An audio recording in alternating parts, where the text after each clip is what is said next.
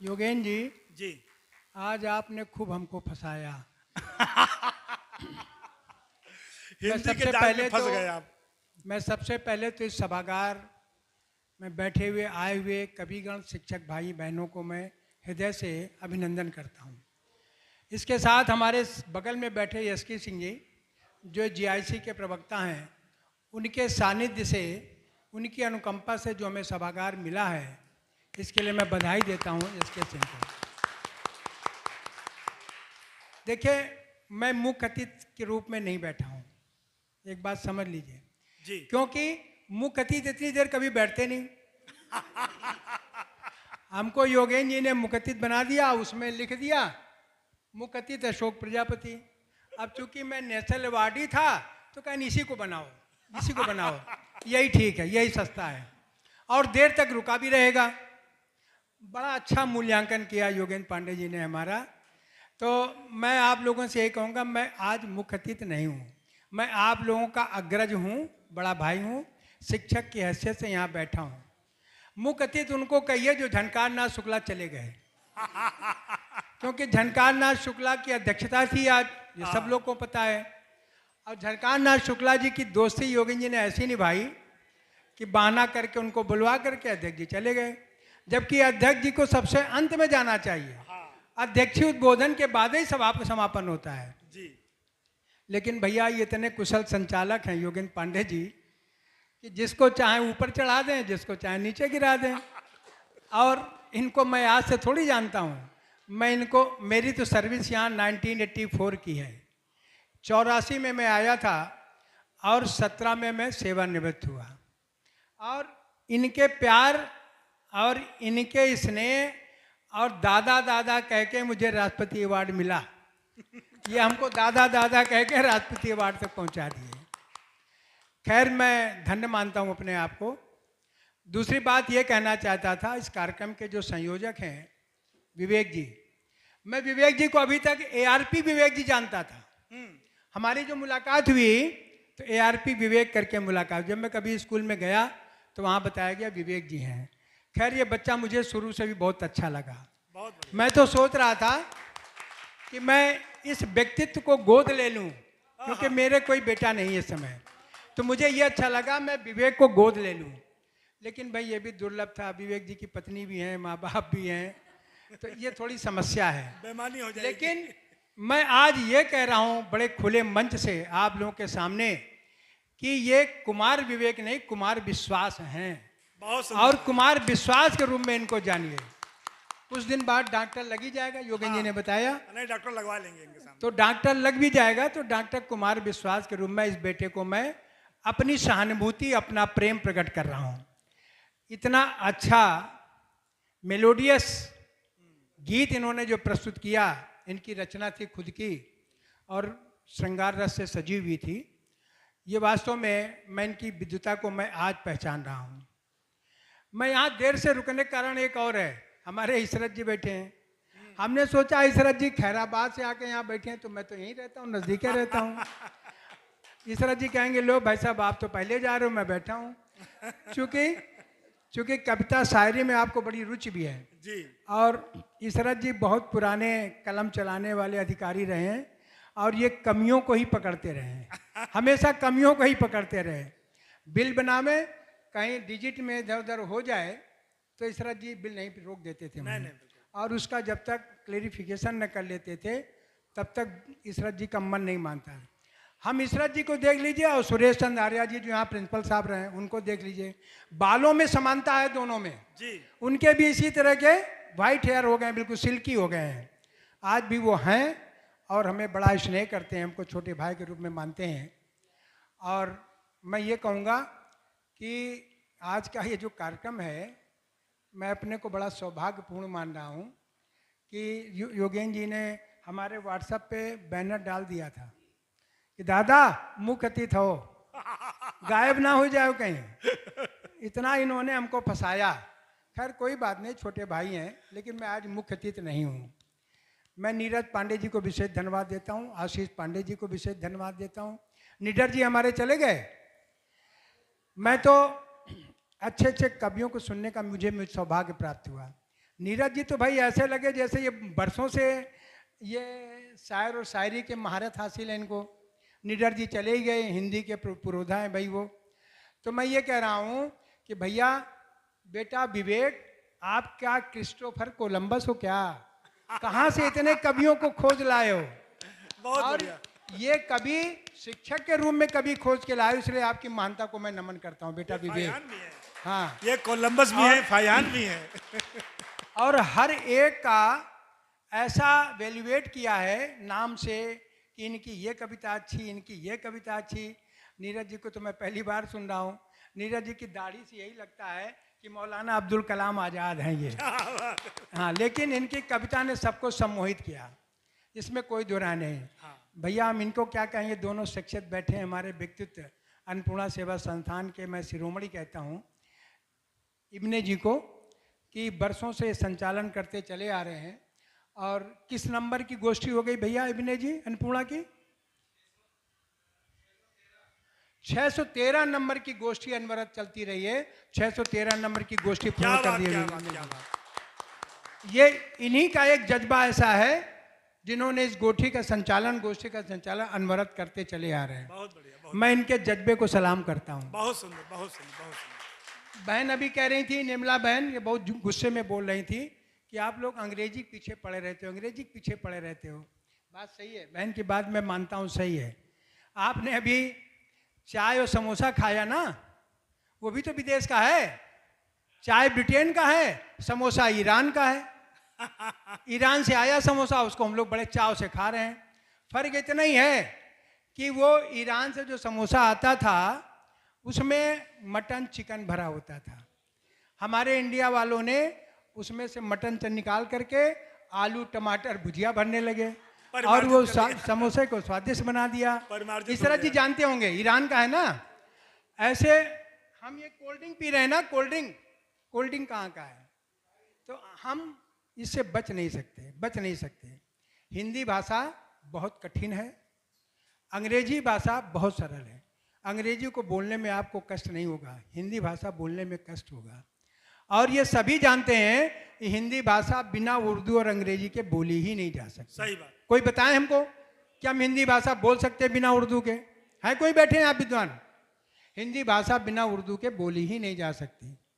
हम लोगों को यही नहीं पता कि इसमें कौन सा हिंदी शब्द है, कौन सा उर्दू है। हम लोग मशरूम की सब्जी बताते हैं, मशरूम सब्जी ले आओ बहुत बढ़िया बनती है, कहते हैं ना। मशरूम आप लोग खाते हैं? कितने लोग खाते हैं मशरूम? पांडे जी खाते हैं।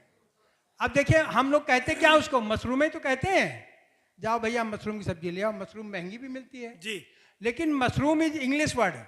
मशरूम जो है, मशरूम ये अंग्रेजी शब्द है। अगर उसको हिंदी में आप कन्वर्ट करो तो कुकुरमुत्ता कहते हैं उसको, मशरूम को। और हम लोग बड़े चाव से खाते हैं मशरूम को। तो इस तरह से हमारी भाषाओं का जो मिश्रण है उसको हम दूर नहीं कर पाएंगे। 343 अनुच्छेद के अंतर्गत 14 सितंबर 1949 को हिंदी भाषा हमारे देश की राजकीय भाषा के रूप में मान्यता दी गई। आवाज़ तक वहीं पर लटकी है। उसको राष्ट्रीय भाषा बनाने के नेता लोग हिम्मत नहीं कर रहे हैं। हम राजकीय भाषा के रूप में हिंदी को मान रहे हैं और हिंदी बोल रहे हैं, कह रहे हैं। बहुत सारी बीड़ा भी उठाते हैं हिंदी के प्रति। हिंदी को जगाओ और हिंदू को भगाओ, हिंदी को जगाओ हिंदू को भगाओ। तो किसको लाओगे भैया? हिंदू को जगाओगे, हिंदू को भगाओगे? अरे हिंदी भाषा तो हमारी मदर टंग है। मैं आपको बता रहा हूँ, साउथ की भाषा जितने भी कन्नड़, मलयालम, तेलुगु और ये सब भाषाएं हैं, उस राज्य में सबसे पहले अपनी मदर टंग का इस्तेमाल करते हैं, बाद में वो अंग्रेजी को पढ़ते हैं। ये वहाँ की परंपरा है। हम जानते नहीं क्या कहते हैं। हम तो बच्चों को सिखा देते हैं तमिल भाषा बोलो। तमिल में नमस्ते को वड़क्कम बोला जाता है, सुना है आप लोगों ने? वड़क्कम बच्चे बोलने लगे वड़क्कम। मैं अभी पिछले 7 अगस्त को छत्तीसगढ़ गया था। देखिए एक चीज़ और बता दे रहा हूँ, उस समय के बारे में बता रहा हूँ। मैं छत्तीसगढ़ गया था। छत्तीसगढ़ में हमारा भतीजा एकलव्य मॉडल आवासीय विद्यालय में है। और एकलव्य मॉडल आवासीय विद्यालय वो केवल जनजातियों के लिए खोला गया है। हमारी भारत सरकार ने उसको जनजातियों के लिए खोला है। सभी बच्चे वहाँ जनजातियों के हैं। उनके यहाँ एक कार्यक्रम था मुझे कार्यक्रम में शिरकत करना हुआ, तो उनके यहाँ कार्यक्रम की ये बता रहा हूँ, समय की बात कह रहा हूँ। वहाँ जैसे उन्होंने कॉलेज में कोई कार्यक्रम रखा तो समय कर दिया पहले से निर्धारित कि 10 बजे से 12 बजे तक आयोजित होगा, और उस 10 से 12 के बीच में आपको प्रशासन की अनुमति लेनी पड़ेगी, और जब प्रशासन से अनुमति मिल जाएगी तो वहाँ पर पुलिस व्यवस्था लग जाएगी आपकी सुरक्षा में। और अगर आप 10 बजे के बाद आए हैं तो आप बाहर चले जाइए। ये नहीं भारतीय समयानुसार हम जितने बजे मना रहे उतने बजे चले आ रहे हैं। बेचारे विवेक जी को पूछो, सुनीता जी को पूछो, कितनी मेहनत से इन्होंने ये आयोजन किया। और संख्या कितनी थी? मैं जब आया था संख्या थी 20। धीरे धीरे लोग अपने समयानुसार आ रहे हैं, भारतीय समयानुसार। लेकिन खुशी इस बात की भी है कि ये संख्या शतक को पार कर रही थी, लेकिन शतक को पार करने के बाद जब ये चाय और समोसा मिल गया तो अर्धशतक में चले आए हम लोग। और हमने कहा इनसे, योगेंद्र जी से कहा, भैया अनाउंसमेंट कर दो जो बाहर लोग हों तो अंदर आ जाएं। तो विवेक जी ने हमसे कहा वो बाहर है, तो बाहर ही हो गए बिल्कुल वो। तो अब ये समस्या है, देखिए हम लोग समय के पाबंद नहीं रह पाते हैं, शिक्षक होकर के समय के पाबंद हैं। मैं तो आरएसएस का कार्य करता रहा हूँ, सन 65 का मैं स्वयंसेवक हूँ, आरएसएस में रहा हूँ, और आरएसएस समयबद्धता बहुत ज़्यादा ध्यान रखता है। और मैं प्रचारक भी रहा, कानपुर बिल्हौर जिले में 2 साल में प्रचारक रहा। लेकिन हमने संस्कृति हिंदू और मुस्लिम दोनों को अपनाया। ये मैं आपको बता दे रहा हूँ, मैं 5 वर्ष तक मुस्लिम परिवार में पला पोसा हूँ, 5 वर्ष तक। और उस 5 वर्ष में मैंने कितना सीखा चच्ची चाचा से, आज मैं उस परंपरा को संजोए हूँ। ये हमारे जो भाई बैठे हैं ना, मंजर भाई बैठे हैं ना, ये हमको प्यार इसीलिए कहते हैं कि इनके अंदर भी कुछ अंश है। के समक्ष खड़ा हूँ, और आप ये भी समझिए कि इतनी उम्र होने के बावजूद भी मेरी अभी क्षमता कम नहीं है। मैं सभा में बोलता रहता हूँ, नो रिटायर्ड नो टायर्ड। मैं न कभी रिटायर्ड हूँ न कभी टायर्ड हूँ, थकता भी नहीं। बहुत बढ़िया, बहुत सुंदर, बहुत सुंदर। और आपको बताएं, मेरी वास्तविक जो जन्मतिथि है वो 5 सितंबर 1948 है जी। अब आप जोड़ लीजिए कितने वर्ष का मैं हो गया हूँ। उम्र बतानी नहीं चाहिए, नजर लग जाती है। और 5 सितंबर को ही मुझे नेशनल अवार्ड मिला। ये हमारा जन्म का सौभाग्य है कि मुझे उसी तारीख में नेशनल अवार्ड मिला। बहुत बातें बहुत हो जाएंगी। मैं योगेंद्र जी के बारे में ये कहूँगा, मैं तो भैया इनको इतना बढ़िया भव्य दिव्य और इतना रोचक संचालन इनका है, मैं आज इनका रेडी हो गया। ये हमारे छोटे भाई जरूर हैं, मैं इनको कितना भी नमन करूं छोटे भैया को वो कम है। और मैं एक शुभाशीष दे करके जा रहा हूं कि मैं विवेक जी के नाम के पहले डॉक्टर कुमार विश्वास लिखना देखना चाहिए। ये हमारी तमन्ना है। पांडे जी ठीक कह रहा हूं ना? बिल्कुल सही। अब आप लोग तो ये तो कह लीजिए विवेक जी को कुमार विश्वास कहना शुरू कर दीजिए। विवेक अभी तक कहते थे, कुमार विश्वास कहना शुरू कर दीजिए। हैं, बहुत बहुत धन्यवाद। एक बार जोरदार तालियों स्वागत कर दें। देखिए, हमने एक नई शख्सियत का दर्शन किया यहाँ, किस्मत द्विवेदी जी का। हाँ, जब आपको राज्य पुरस्कार मिला तो मैं आपका विद्यालय ढूंढने लगा कि किस विद्यालय से राज्य पुरस्कार मिला। महमूदाबाद के पैगंबरपुर की हैं आप। रुचि जी बैठी हैं, बहुत पहले से हमारे, पहले आपको राज्य पुरस्कार मिला, हमसे बाद में मिला कि पहले मिला? हमारे बाद में मिला। तो मैं रुचि जी को भी ढूंढता रहा, रुचि जी कहाँ है। एक वेलफेयर एसोसिएशन बना है एवार्डी टीचर्स का, जो राज्य और राष्ट्र दोनों उसमें शामिल हैं। पूरे प्रदेश का एक एवार्डी एसोसिएशन बना है, वो डायरेक्टर के सौजन्य से बना है, और मैं उसका मंडल अध्यक्ष बनाया गया हूँ। अरे वाह। तो उस परिप्रेक्ष्य में मैं सीतापुर के जितने भी राज्य या राष्ट्र पुरस्कार प्राप्त हैं उनको मैं तलाशता रहा। मीटिंग हुई थी, मीटिंग में आप लोगों का मैंने नाम दिया, लेकिन आप लोगों की ऑथेंटिक सूचना भी हमारे पास नहीं है। उसका एक रजिस्ट्रेशन फॉर्म है, वो भरवाना है। चूँकि रुचि जी ने हमारा फ़ोन ही नहीं उठाया। अब बता लो गलत नंबर था, चलिए मान लेते हैं। ममता जी ने फ़ोन उठाया भी, तो ममता जी आज है ही नहीं यहाँ। हम ममता वर्मा जी, ममता मिश्रा जी को माने ले रहे हैं। ममता मिश्रा जी का योगदान यहाँ बहुत ज़बरदस्त है आज।